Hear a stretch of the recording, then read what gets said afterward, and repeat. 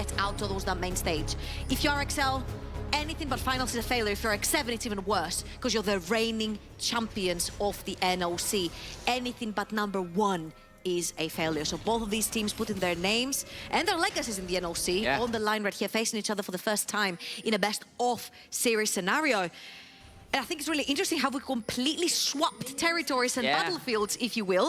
X7 have gone for more of an early game territorial gameplay where Viking goes back to his roots, his beloved Rek'Sai. He's very strong on the champion. He showed us over in spring when he was playing Dusty what he can do. But the difference right here is that Viking is going to have to actually be active in the early game to get that Rek'Sai going. So far, we've talked about so much about how stellar the X7 laners are and how insane their laning phase is, that they're always ahead and that Viking doesn't necessarily have to do anything. Right here, he has the chance with an early game champion to actually impact that early game and make an even bigger gap between X7 and JDXL. On the other hand, for XL, going back to the old dusty bot lane roots, if you will, FGG and Venza on the Rel Tristana combo used to be Rel and Samira. But right now, Venza is going to be playing onto the Tristana, keeping a little bit more of a distance between himself and that Zeri. And it's literally, for JDXL, a pile-up combo. And this, I believe, is Viking's 12th game ever on the Rek'Sai. It's one of his most favored champions, and about a 3.5 KD on it. So not super bad, not the best win rate, just shy of 50%. But something we saw in spring was a massive part of how they found early aggression as Chasey chunks out the Sejuani very early on. Got the level advantage too right now. Now, the thing is, looking about the top lane, that we saw a little bit of a gap when it comes to Chasey playing that Fiora in the previous game. Cries onto the Gwen was not able to stop him at all. So right here, Cries is put on Ornn duty, if you will, this time on a Sejuani. Ganko's out there in tears. To press R, to try and engage, to find these openings for your team. And Chasey this time, he's not necessarily on a split push threat, if you will. He's going to be trying to looking for those picks and having 4 melees on the side of XL, piling up on a member of X7. These casks, these body slams are going to come into huge use for the side of X7. Vikings gone for a very early invade, knowing Dan's on the other side. Should take that away. We'll have a tunnel available as well, so just gets on out, and Dan going to be down his Grump, which is a fair chunk of that early XP. Everyone else from JDXL, they're going to come and try and take a hold of this Scuttle Crab. I don't know whether they want to try and fight this, though, to X7. Thing is, Dan doesn't have an easy way of getting the Scuttle Crab because Wukong usually has big use of the Smite. He doesn't have any form of CC to break the shield onto the Scuttle Crab. So usually you'll see Wukong use the second Smite on that Crab if they want to secure a Crab away. Oh, massive, never move. Roshu has to flash straight away. He wishes he played Yasuo now. Yeah, I know, right? Maybe we'll take this opportunity as well as, actually, I don't know about this one, as Cries is teleported back with only 3 CS to come back and maybe trade onto Chasey here, but Viking's making his way up. He does have his flash available, so if Cries overextends, he does know that the Rek'Sai is going towards the top side of the map. Viking actually showed in the mid wave, and he showed going towards the top side. So Cries, of course, there is no flash played on the Sejuani. It's usually teleport and ignite, and that's the case for Cries. But right here, his wave is going to be pushing, but Dan is going to be around to aid. He's on a level 3 Wukong, though, versus a level 4 Rek'Sai. Yeah, always a bit of a risk. And, of course, Viking's going to pull away from it for now. And, of course, Dan's rightly pinging that one out, saying, look, he just took the Scuttle on the bot side. He'll be going for the one on the top. Got to be aware that that Rek'Sai is lurking, especially having seen him go across the mid lane just beforehand. And let's take that opportunity maybe to talk about Roshu here a little. As a player who's really had a bit of a glow-up from his rough entrance to the league in quite difficult circumstances, coming into playoffs with just a little bit more time, has been a much stronger player. Still a bit of room to grow, though, however. I think mostly confidence is the key here for Roshu, making sure that he is given the opportunity and the space and the place and the time to actually shine on these individual high skill ceiling champions that he likes to play. The Salases, the Aries, the Akalis, of course, all banned through the picks and bans, but you can see how XL really relies on his mechanical prowess to make the plays for them. And through the regular Season 2 playoffs, you'll see that a lot of the things have gone better for him. He doesn't fall that much behind in laning phase. His KDA has improved, kill participation. XL was not known to be a team to play around mid lane. It's mostly dive bot lane or dive top. And let the mid lane do what they want, right? Exactly. And the problem is, I'm going to hot swap this one straight over to Temp, because the problem is, that's all well and good, but you're looking at arguably the best damn mid lane numbers in the league. nearly 80% kill participation. And then see? a holy 778 DPM. This is what makes Viking go down to 50% kill participation in the early game, because this guy takes the kills on his own, and very rightly so. Look at his numbers, his KP, 80% almost. That is more than a jungler, that is more than a support that we would usually typically see as an average for both of these two that usually like to roam them up and create opportunities. Talking about creating opportunities, Viking has found Dan. Well, level 4 versus level 5. Yeah, gonna do a lot of damage here, and the problem is this Rek'Sai early is probably gonna win that trade. Bot lane play, though, Attila's gonna go over the wall, and Dan is here. Ignites down, but now the turnaround on defense, it could be a bit tricky as Vikings around throwing out the Prey Seeker, but not gonna go for anything more. Has got a wall, though. Is he gonna be very aggressive here? Be spotted out by that ward in the bush. I think they'll be safe enough for now. And Attila this time, because he's not playing into the Renata and he's not playing into the Sejuani in the jungle, he's running Ghost instead of Flash. Handshake out of the rocket jump means Venza now has to flash. I genuinely thought Viking would flash for the knock-up to boot that one up afterwards, but Venza gets out alive. I think Venzer has done a few oopsies in the lane, if you will. The cleanse was up and available. He could have cleansed with a rocket jumped away, if you will. Burns his flash, very crucial now, means that Viking is gonna have his sights towards the Yordle down in the bot lane. Venzer, who has been known to fall a far too many times in the laning phase and actually getting Attila ahead, is something that has been a win con for X7, even from very early into the laning phase. So why not take that advantage of the fact that that Tristana does not have flash available? Now, saying that, of course, during that exchange, a lot of summoners were burnt from the side of X7. Attila did fall very, very low, and it shows you how lethal that Rel Tristana combo is. They both jumped in. Handshake No is flash. so good, but there is the flash on Burrow. First blood for Kasing, and Rel can try and ride out on that pale horse, but unfortunately, it'll be the death chamber for you as Viking levels up and comes leaping out with the R. And we've been looking for Viking's aggression ever since he locked his Rek'Sai. We're like, we know you can shadow for your lanes. We know you can facilitate for them. Can you be the carry and the early game aggression that they need when you have the Rek'Sai? The answer is yes. 100% kill participation, 2 deaths down for JDXL on that bot lane. And if we look at this again, they're going in. Beautiful handshake from Kasing to stop FGG mid-air. And the second Venzer dives in. We know that his flash is already gone. FGG doesn't have his flash available either. And because Dan is not level 6, he cannot participate in this fight. Really nicely played towards the bot side for X7, and 2,000 gold in the lead, only 8 minutes in. And of course, we mentioned it with the Rek'Sai, you need to get ahead in the early game for the champion to have some sort of importance. Because come the late game, there's way too many beefy players on the side of XL, which Rek'Sai will not have a very good time versus. Doing their very best to make sure that's still playable, but the 2 kills are still gone over. And the thing is, it's still going to be quite difficult if tempting Kasing are on point to get to Attila. You've got all these beefy frontliners, but you've still got to run the gauntlet of the Demonic Ascension, of the hostile takeover, and Attila with early advantages could be a bit scary. You know, I feel like we have also criticized a little bit the positioning of Kasing and the laning phase. I think Kasing, regular speed versus playoffs, it feels like the guy goes through some sort of buff. He really wants to get into that EU Masters, and he's showing up for it. I feel like when it comes to a lot of the Renatas, if you look over on the LCK and on the LPL, the supports right there can stop a Lucian mid-E with Renata handshake. As I'm saying, this Viking has found FGG. FGG has to dash away, and there's 4 members of X7 down there. I think XL really have to respect that. They're about to get, like, tower dive. Venzer needs to be out of dodge immediately. There's Tempt, a big knock away for now, but Viking will make sure it's a rush of Void to their head. Massive kill as Tempt demonically ascends, and maybe FGG can survive for a little bit longer, but they just drop the aggro, they run back to him, they'll knock him up. Viking goes on a killing spree. Kasing stopwatches the tower shot, and that is a much cleaner dive than game 1. Big blunder from JDXL. You know your map is towards the top side of the map. You know that everyone from your team is top side of the map. There is no TP on Christ to join. There is no TP on Roscoe to join. You should not stay underneath the tower. FGG read the memo. Venzer did not. He played aggressive, he pushed forward. There's 4 members of X7 down the bottom of the map. They play that dive flawlessly. You see how they've been exchanging a lot of the tower aggro. You see how they're waiting for each other's CC to come off of cooldown before they engage onto the second member.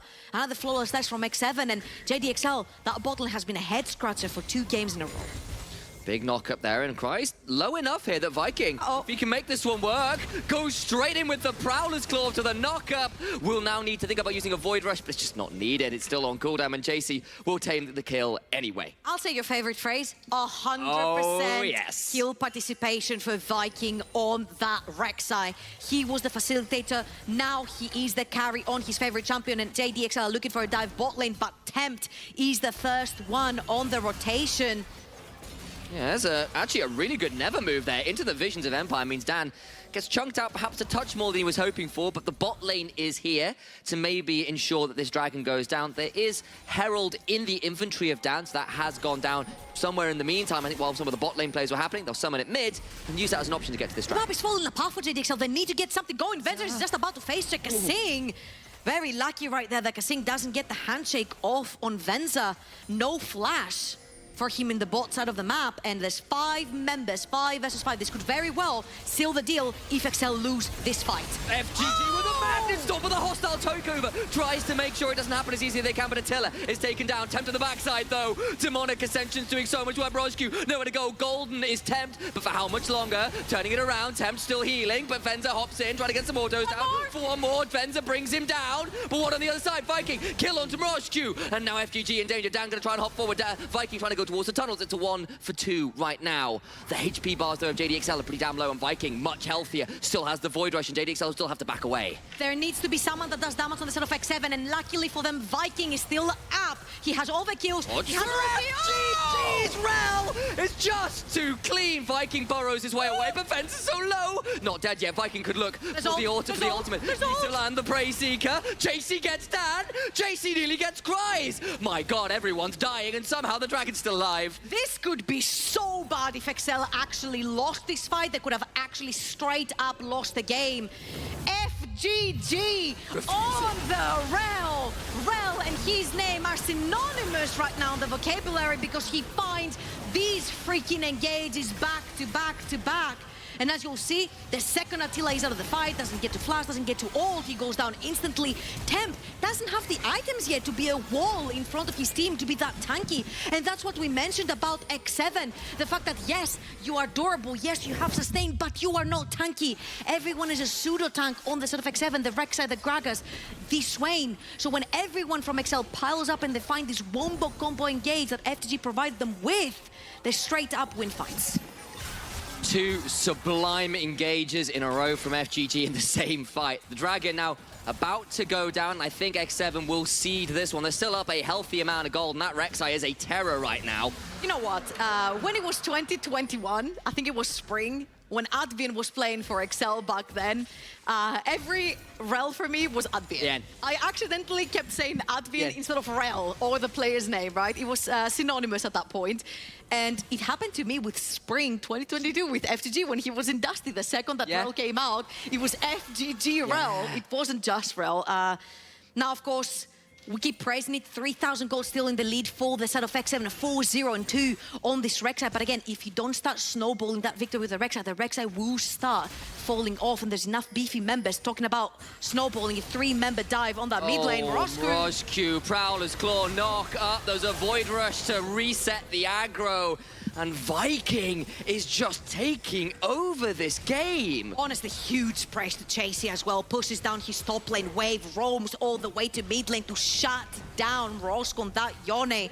I just want to reiterate how important it is to put the Yone behind, because once JDXL did this to Buckland versus in their Dusty series, Buckland never came back on that Yone. So make sure you shut down that carry potential from the mid lane on Roscu. Is going to be huge for X7's team fights. And as you look at the inventories, you have that Rylai's, and there's 4 melee champions on the side of XL, plus Tristana that loves to dive in very close range as well.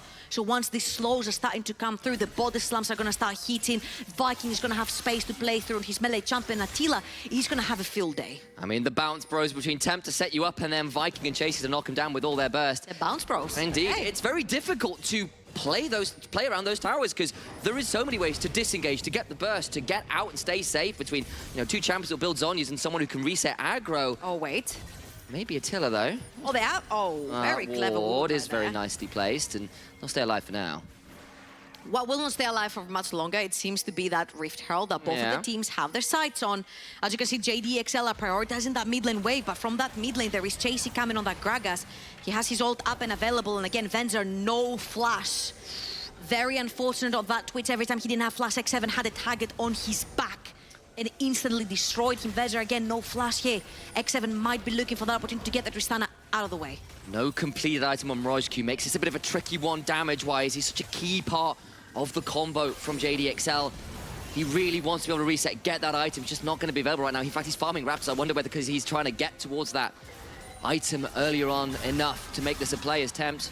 Will get engaged on by Mirage Q. I don't think it's going to lead to too much damage. There you go, down to about 3/4. I'd say what's happening here is that if you look at Venzer, he's perma pushing that mid lane, trying to get that tower, which is very low HP. FTG is looking for that big engage. Oh, the hostile takeover gets onto a few. And that'll force JDXL to retreat. Nothing too much more to be found. Chasey over the wall. Has to be a little afraid of Dan and FGG. Yeah, I thought XL were trying to keep X7 busy into the river to try and get that bounty and that mid lane tower, which is going to help him so much with like finding engages with the Sejuani. But that hasn't been the case because Chasey has been roaming and rotating like a madman, protecting towers, diving mid lane. But XL have their sight still onto that tower. They've not got much of a wave left, but they'll still get a hold of it anyway. The cask was burned to try and kill the wave, but couldn't quite happen. So it will therefore be a trade of towers. The Herald was used top. Might get a second charge, but I think Kryze should have the opportunity here to smack the eye. Knocked away, and I don't know whether that means there's still going to be the kill coming through. There it is, and thus that will be stopped. But that is now 2 towers down for X7 in trade of just the 1 for XL. That bot lane tower's not particularly healthy either for Very XL. importantly, talking about bot lane, Attila, in his first game, is not that far ahead of Venza. If observers, we can toggle onto gold real quickly. You'll see that these 2 AD carries, actually it's Venza, lead, 200 gold lead right here. And I think it's very pivotal and very important for both of these teams to get their AD carries ahead. We've seen what Attila can do. 26 minutes in, Ashram was saying it, 3 items. That's all you get. You get 26 minutes. You don't win by then, Attila's gonna run you over when he gets 3 items. And I think it's so pivotal and important for Venza and his confidence as well. He got bullied in the previous game to actually get some resources, get ahead onto that Tristana. A more early game pop champion as well. And the next Dragon is going to be coming up in 40 seconds. Both teams are all in River, and all eyes again on FGG. Can he replicate and find these insane montage engages to get XL ahead in these fights? He's on Viking as well, who's 3,000 gold ahead of Dan, and if he gets onto that Tristana, there ain't no getting away from that, and Venzer's going to have to position as well as he can as Chasey is indeed just looking here. Close prison lands, in goes Mirage Q, but it's not enough time to tell us still staying alive. On the other side, Venzer! Void Rod deletes him! Viking gets his mark, Dan has to flash away, Viking goes after him, Tempt on the other side is a demonic god amongst men, and there is no way, no how to go out of that one. Faker would be pleased indeed, the unkillable Demon King in the mid lane, proving why from the LCK he came, and the LCK may go back one day because he is playing out of his mind this series. 13-3, X7, this game is feeling done. X7 take all 18 minutes into the game, 7,000 gold in the lead, 6-0 and 4 for the madman in the jungle. Viking, who has been in the background for most of the games with X7, but he's straight up in the foreground. Even though Kryze hits a fantastic ultimate, finds Attila into the backline, there is no follow-up. You know why? Because Tempt is stopping them all, and we mentioned how this could potentially be a problem for JDXL. You have 4 melee members and a very low range AD carry that loves to dive in, and this guy plays the Swain. Swain is one of these champions that wants to create space between himself and his carries, and his carries were completely untouched this fight. And again, major props to Viking, who is absolutely tearing apart this game on one of his favorite champions. The problem is Venzer is just going to be target number 1 every single fight. If he gets hit by a Q, if he's in range for a Prowler's Claw, he's in so much danger. His Tempt will find Dan, but he's got 3 levels on him and a Rhyalizing. Who found who there? Yeah, exactly. I don't know how afraid Tempt was right there, let's be real. And on the other side, I mean, it's just a 2-level discrepancy in the jungle. That's always a scary point to be in. At this point, it feels like Dan's not having an easy chance of getting back into the game because his camps are going to start getting taken on repeat, on cooldown by X7. And that's going to be the problem right here. You losing so many towers, that means also your carries start bundling up to try and push a wave, whether it's in the mid lane or the top lane, which means you start sharing even more XP, which means you start falling further and further behind. And right now, if we look at the level discrepancy, you mentioned the 2 levels in the jungle. We have 1 level in the bot lane as well between Venzer and Attila. Attila has his second point on his ultimate as well. It's going to be hurting that much more, getting that many more stats. And we were worried, we were questioning, can Viking play the early game? Can he snowball the lead onto the Rex side? The answer to the question is absolutely freaking yes. But again, the usual suspects are having fantastic performances. Chasey on these Gragas, something completely different than the Fiora, 4-1 and 5. Tempt on his Swain. I mean, we knew Tempt on the Swain and anything of that sort, absolutely showing up as well. And I feel like for X7, shutting down that mid lane was so much more important than shutting down bot, because it feels like if mid lane falls apart for XL right now, there doesn't seem to be any reply. No. I feel like a lot of the big hype-ups we've had, Chasey versus Kreis has not lived up to the expectation of this matchup. Mrosku fighting towards them. Mrosku hasn't necessarily showed up too much in game number 2, and if anything, the veterans from the side of JDXL need to step up. They've got to hold their ground. The problem is now the second item's complete for X7. You're still only on the one complete on the other side from XL, and that power discrepancy in completed items is such a big talking point. The LPL teams are so famous for making those plays when there is not that full item discrepancy, where you just take the Hail Mary, and now it's such a difficult position. The Edge of Night on Viking as well means he's so hard to prevent. Can they take off that Edge of Night? He's going to find Tempt on the side! The Demonic Attempted is in. He's taken very low, though. My God, maybe they can find the kill. Not quite. He stays alive. The hostile takeover sends everyone berserk. Dan, with his clone, will get out to safety, but the mid lane tower falls. No one dies on either side yet as Attila throws down the lightning crash, and the health bar advantage means they can run onto the inhibitor turrets. Wow, X7 are taking actually everything away. As you will see, Tempt is going to TP back. I'm not sure if he's going to change into a teleport in his spell book as he used both of his summoners, but right now X7 are just running away with everything. They're 9,000 gold, 8,000 gold, sorry, in the lead right here. And honestly, I think that Yone has been a little bit of a head scratcher for me. I think Rel has been getting such fantastic ultimates that the Yasuo would have insta-engaged straight into the backline. Kreis has been finding some pretty good engages with the ultimate. There is no follow-up, and I feel like all this bundle up and ball of death that they DXL want to do, that Gragas is disrupting it over and over again. I think if you're JDXL, you're either praying for Hail Mary, a really insane team fight where X7 all bundle up, Chasey is not there to bail them out with that big ultimate, or you just start going straight back to the drawing board and be like, okay, blue side, this didn't work, red side, this didn't work. What do we change, boys? Because now they've tried both. Yeah, and you can see, you know, Attila working his way towards an Infinity Edge. You've got the Imperial Mandate and the Warden's Mail now in for Tempt, so he's getting increasingly difficult to deal with. He's gone for the Exhaust, actually, interestingly, to try and deal with the first person that ends up in his range who's anything resembling a threat. But it's double stopwatch for the jungle and top lane of X7. There's that Edge of Night as well. It's so hard to actually shut these carries down on top of everything. Also, something that I've noticed here is that Kasing plays a lot more with facilitating items rather than more aggressive items. FTG played the Renata with the Aurelius, and right here Kasing is prioritizing keeping his carries alive since his team is a little bit more squishy than game 1. He goes towards the Mikael's first item when he plays the likes of Lulu, and Chasey is looking for Venza. Yeah, we all got a bit nervous there. I was like, oh my, you didn't get this rocket jump right. Does Casey throw out the cask? He does not. And the explosives are kept dry for now. A little ironic considering it's alcoholic, but there we go.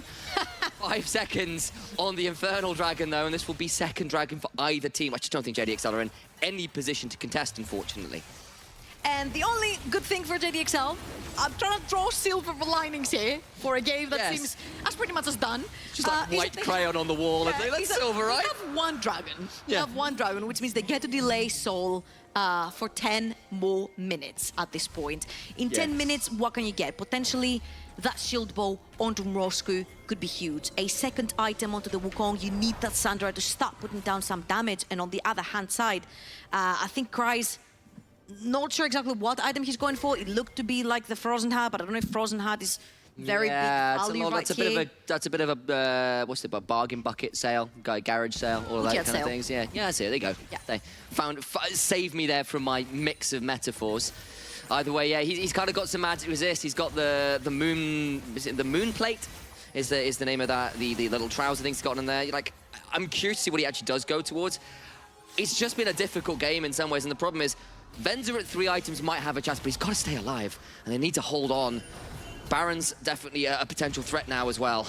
I think Chasey has been a huge problem, whether he's on Fiora, whether he's more from a team fight champion. He's such a huge problem, and Rosku drops the shieldborn nonsense that I was talking about, goes straight for the Kraken Slayer.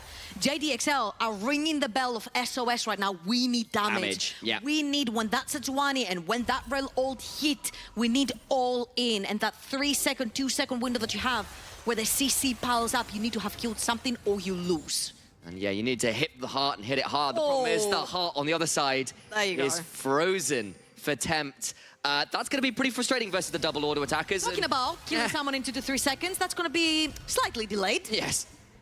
Might well just be a bit. Alongside all the hourglasses and the stopwatches on the side of X7, alongside all of the level that they're up towards their opponents right here. X7 are trying to pull XL straight into this pit. Dan, level 11 versus level 14s around him, and XL, can they find a way into the speed? Dan stole the Baron, in game number 1, but I think right here X7 are looking for a fight. Knocks back Rel, and he's just going to disappear. Golden goes Viking, that's the stopwatch burn. Mirage-Q, though, fate sealed to the backside, but everyone's dying because Attila murders 2. Mirage-Q goes back with the soul unbound, but his soul is bound straight for the afterlife, it feels like. Ultra Shock Laser tags him, and the slow will be enough, surely, to ensure the burst fire takes him out as well. Cries alone remains, but XL collapse in their own red side jungle. Back to the fountain and back to the drawing board for JDXL. They had double side selection. They chose blue, they chose red. X7 beat them in both of their side selections. X7 beat them in both of their types of games. X7 are showing versatility. You want a jungle that will facilitate? He's there. You want a split pusher? He's there. You want late game? It's there. You want team fight? It's there. What does XL have to break this apart? Because they just look undefeatable at this point. Marauding from the Isle of Man, X7's jungler will head straight towards the London team and take everything from them. What a game it's been from here. Let's get this fight again, because Attila murders everybody. And I think this Rel has been a big problem. Therefore, X7 are like, you see Rel, you kill Rel. They have so many levels advantage onto that Rel, they can actually absolutely destroy her. And once FGG cannot get these big, insane engages onto the backline that he's done over and over again in this game, XL just fall apart, and honestly, they have been seen to be falling apart this entire game. Maybe this is a Hail Mary last fight, find them into a choke point, but choke points don't do them any favors because Infernal map actually kills all these choke points and gets them up a little bit wider. Yeah, the gold lead is looking increasingly more like infinite, like you can see in Attila's inventory alongside the stopwatch. It's so hard. Those item discrepancies, the level event discrepancies, and now with the Baron on top as well, JDXL have a last gasp before they are put to bed in this game. What can they do? Is there a miracle to be found? XL are gonna have to say goodbye to this one, and oh my god, FTG loses half his HP from a Gragas barrel. That is what 6 levels difference does between these two champions, and FTG is looking. Yes, well, Flash. Turns out the innkeeper knows how to handle his drink a little better than the patrons, unfortunately, and Gragas, this AP build, Chasey is causing absolute destruction as Viking leads in things like this type. FGG is going to try. It's a good engage, but there's just too much damage. There's just too much AP. Chasey survives. He's bailed out. I think he might fall. Didn't get involved in that kill, so will finally get turned down. But either way, it's still a 5-for-1. Either way, it's X7 marching to a second victory. It was more dominant than the first. And Vikings Rek'Sai was always a thing to be feared. And JDXL have found out first hand. Fear the Queen of the Xerxai. Hey man, if you're buying, I'm in. And I'm really into this X7 lineup because we had worries and we had questions.